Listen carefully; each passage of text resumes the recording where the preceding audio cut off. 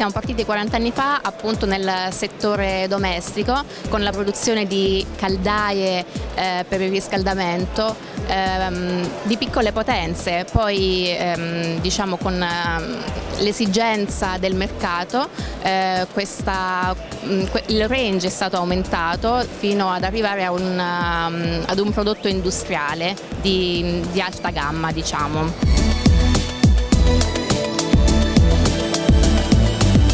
Quali sono le caratteristiche che hanno determinato il successo del prodotto da Alessandro Termomeccanica? Allora, diciamo la continua innovazione del prodotto è sicuramente molto importante, l'innovazione tecnologica ma anche dei processi produttivi importante.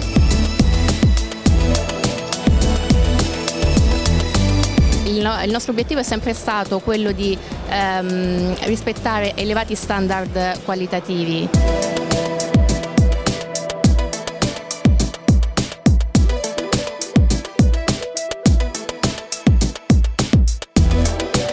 Differenziazione del prodotto, un'altra caratteristica vincente all'interno di Alessandro Termomeccanica. Sì, esatto, diciamo che abbiamo sempre cercato di accontentare più fette di mercato, le esigenze del cliente del mercato del nord Europa è molto differente dalle esigenze di un altro tipo di mercato che richiede un prodotto più semplice.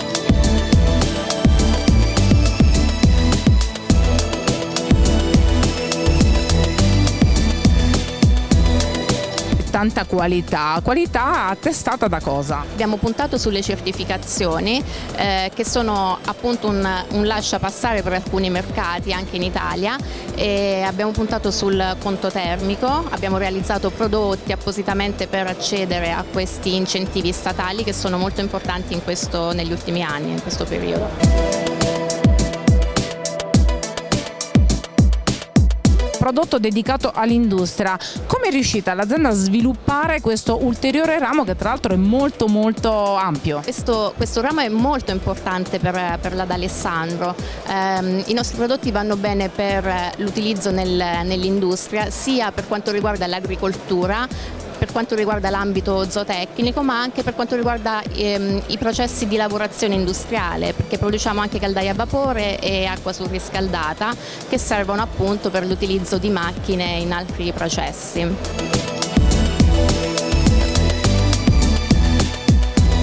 In questa edizione stiamo presentando un nuovo modello domestico, che è il modello di caldaia verticale, che garantisce comunque un'alta efficienza, una semplicità di pulizia e di installazione in quanto comprende già tutti gli accessori di installazione, e un nuovo design anche.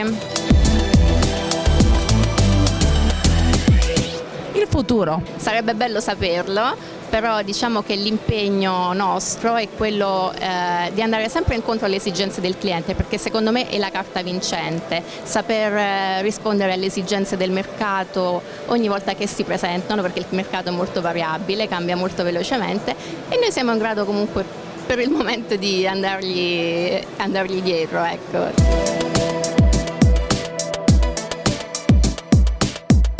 Oggi Alessandro Termomeccanica è qualità, innovazione e sostenibilità. Mi sembrano aggettivi che rispecchiano bene il nostro modo di operare.